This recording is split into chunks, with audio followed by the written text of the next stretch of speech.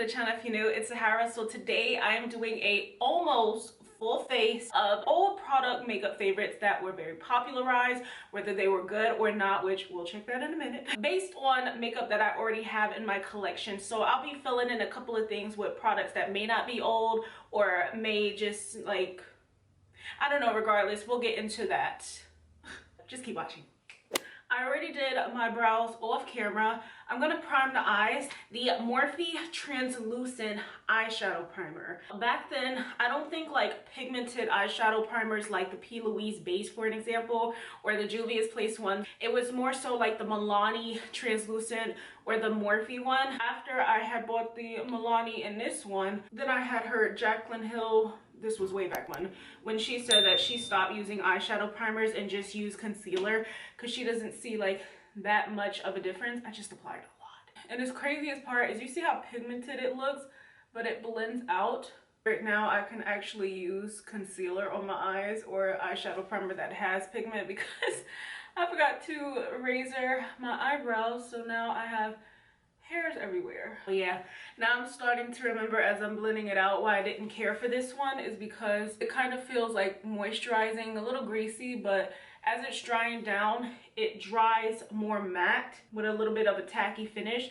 So a lot of times it can cling to dry patches and look kind of like dry and scaly. For eyeshadows, Juvia's Place's OG eyeshadow palettes. These were the first palettes I ever purchased. These and the ABH Cosmetics Take Me to Brazil. That one, oh my god, I could never put that palette down. This is how the Nubian palette, oh shoot. Dang, the eyeshadow just broke and came right out. That is so messed up. Did you guys see that? Did I get that on camera? And it's on my carpet, my furry one. And then the Nubian 2 palette. The Wet n Wild color icon. They had a couple of different varieties, but I had Not a Basic Peach and Comfort Zone. I got like a couple of uses out of it and then set it down. The transition shades, these blocks right here, these are really, really nice. So, dang, I gotta get that eyeshadow up. How am I gonna get it up to make sure it doesn't stain? Okay, I'm gonna have to put some carpet cleaner. I got majority of it up without it staining like really bad. Let's just go in with this one right here. And these don't have shade names. They just say transition and then there's numbers on it. Ooh, a lot of kickback. See, nowadays when you use concealer or an eyeshadow base that's light enough, shades like this can pop more, but as you can see, it's kind of just like blending more into my skin tone. So yeah, there are benefits to using eyeshadow bases. Let's go into a Not a Basic Peach and use this deeper one right here. Still a transition shade, but it's a little bit deeper. All right, and then let's go in with this deep tone right here. It's a deep matte. I don't even know if it's gonna show up. Oh yeah, it does. It's like a deep brown, not black. Now, I do have some shimmers in here, but let's move on to the Juvia's Place palettes and see what we have in here.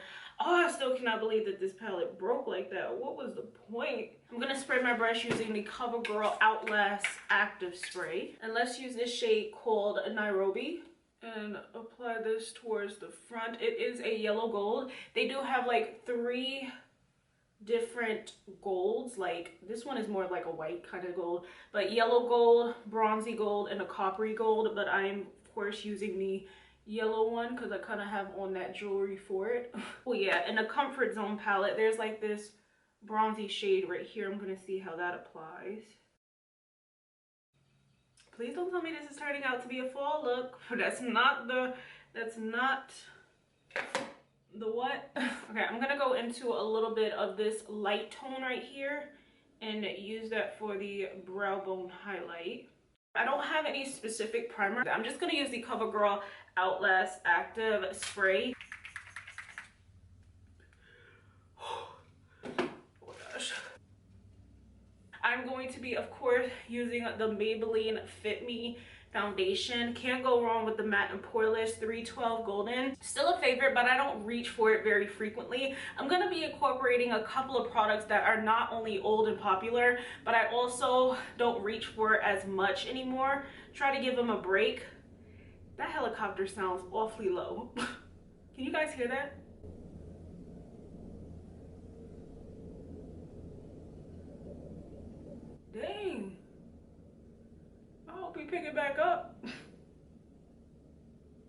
may be a lot. Another brand that's very popular for their shade range, even though the quality is good, we're gonna focus in on shade range, would be L'Oreal as well.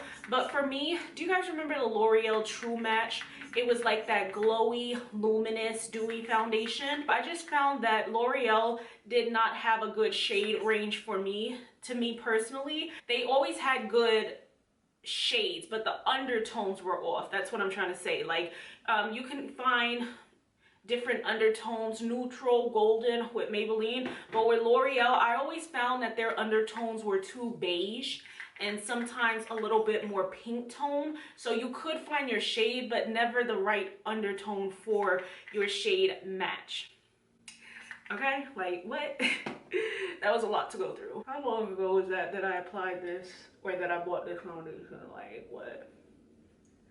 4 or 5 years ago, something like that.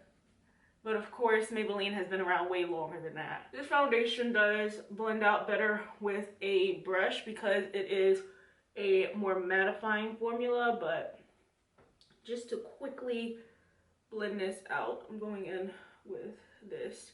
I'm so happy that that helicopter is gone because I can't tell you guys how scary it is to hear these low planes and helicopters nowadays. Oh my gosh, because there's so many crashes.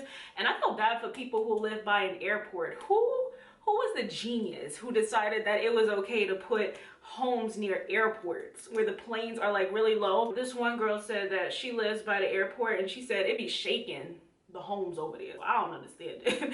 This is the Elle Hydrating Camo Concealer Satin Finish in the shade Medium Sand. Again, I don't have any concealers that are old anymore. One concealer that stands out to me as something that was very popular that wasn't like I did not care about was the Maybelline concealer. I don't remember the exact name of it, but it was said to be a dupe for the NARS Creamy Concealer. The undertone for that concealer, now that wasn't good. The undertone for the foundation, good, but the concealer, not so much. For powder, I am going to be applying this little KVD one. This is the Lock-It Translucent Powder. And KVD, Kat Von D at the time, was very popular for their Lock-It products because their Lock-It products were for kind of like people that, well, not kind of, but they were for basically people that had tattoos. That's kind of what her, well, I keep saying kind of, but that was what her brand was geared to, more like full caked on coverage because of course she had tattoos all over her, so she needed something to cover, and I think that that's possibly why she created you know, her KVD brand. I liked the powder. The concealer and stuff was just like too dry for me, and I'm just using my powder puff to apply this.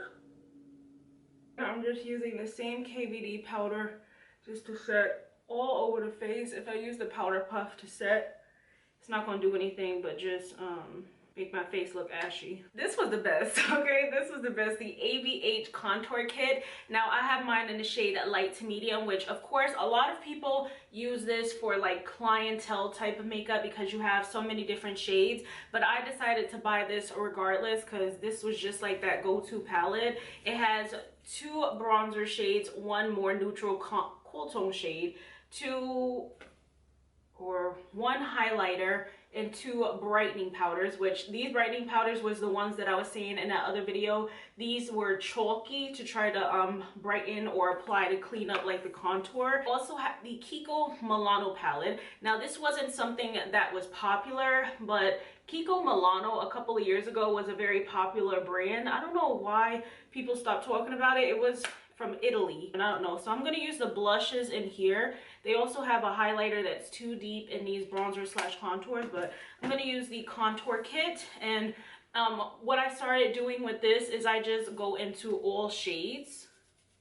That's kind of how I started using this palette before I stopped using it. Oh, and look at how good that still looks. It makes me miss this palette. If my face doesn't start itching, I might go back to this palette. I mean, majority of the time you're not going to get a lot of use out of palettes that have so many shades because you don't need to use as many, which is why I started doing like this, because it just gives me the chance to use all the shades without wasting anything. Still applies really smooth, not patchy, looks very bronzy on the skin. And I'm not going to use these shades down here because I never like these anyway, so that's it. I did have a cream bronzer, which is why I'm not using any creams, because you guys remember the Z palettes? This one was by Sephora, little magnetic palettes that you could put singles in. I had blushes that I used to use. I can't even remember, but I used to get them on sites like Camera Ready Cosmetics. They had like those $2 to $5 blushes, and then I had the cream bronzer from ABH as well. I had the cream contour version of this, but of course that expired.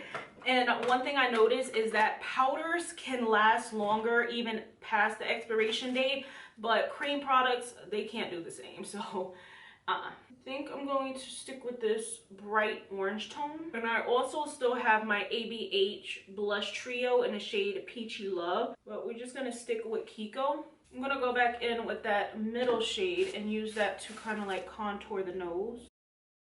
Now for highlighter, I do have two of them. This one is not around anymore because it's discontinued, like the ABH Highlighter. This one is the one in collab with Amrezy. And this one is the Becca Shimmering Skin Perfector, which I think I'm gonna throw it away right after I use it because the packaging is absolutely disgusting. Like everything is stuck to it. This part is broke. In the shade Prosecco Pop. Becca Cosmetics, oh my gosh, when it was around, it was like so popular, but then of course the whole fiasco with Jaclyn Hill and the products being expired on the shelves and stuff sent the brand out.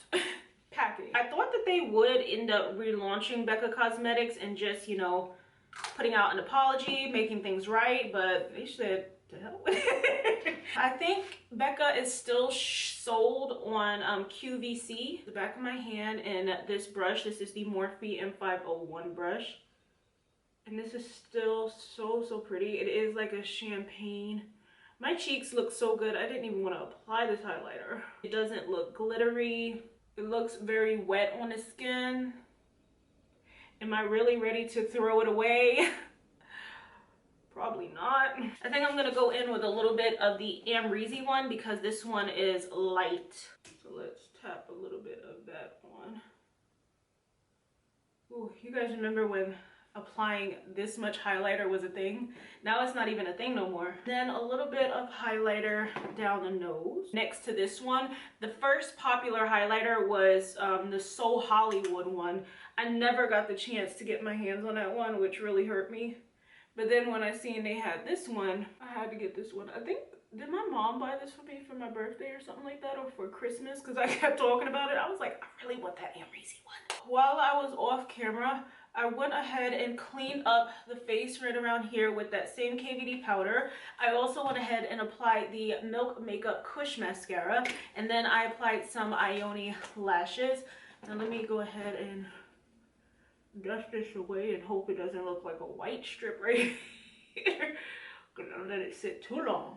I do have this eyeliner, not an eyeliner. This is the NYX Jumbo Eye Pencil in the shade Milk. This was everywhere when this first launched. Everybody was applying it as eyeshadow primer and the waterline as eyeliner, but I just smelled it and this mess is rank. It didn't go into my eyes.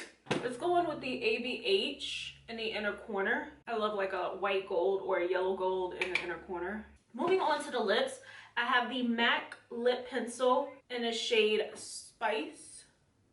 How does this lip liner look like that? Does this lip liner need to go in the garbage too? If I end up with a bump or something around here, it was because of this.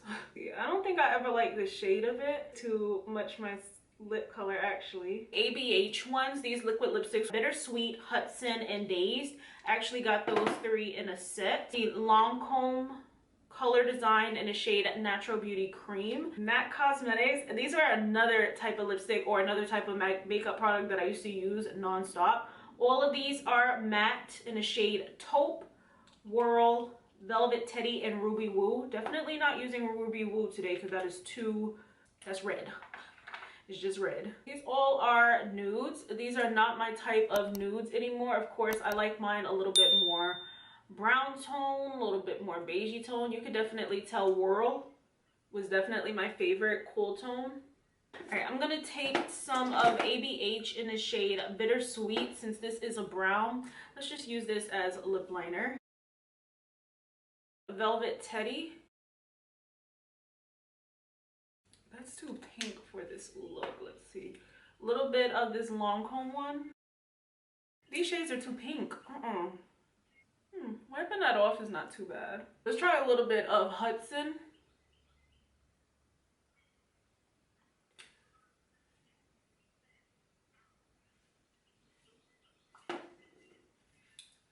Yeah, we're just gonna keep that. Can't even. Just going to apply some mascara on the eyelashes. We definitely went more like glam than I usually go with makeup nowadays. All right, so I also just zoomed you guys in a little bit closer so you can see the makeup up closer as well. We can see how it turned out. I did not spray my face. I don't typically care to spray my face with setting spray anymore. I just kind of let it do what it needs to do because I feel like the makeup typically lasts longer when you don't spray it. So that is it for this video. I hope you guys enjoyed this look. It's bringing me back to the old days where I used to apply a lot more makeup than I do now, but I still love how it turned out, minus the eyes. The eyes are kind of throwing me off a little bit. Probably shouldn't have went in with this color combination because it's looking a little bit more fall-ish. But whatever. And the lip color is definitely not the type of lip color I apply anymore. This is more of like a warm tone brown, leaning a little bit more like mauve-y tone. So it's kind of clashing a little bit with the eyes. But besides that, you know, makeup still looks pretty good overall. That's all that matters. Please don't forget to like, comment, subscribe, and I will see you guys in my next video. Bye.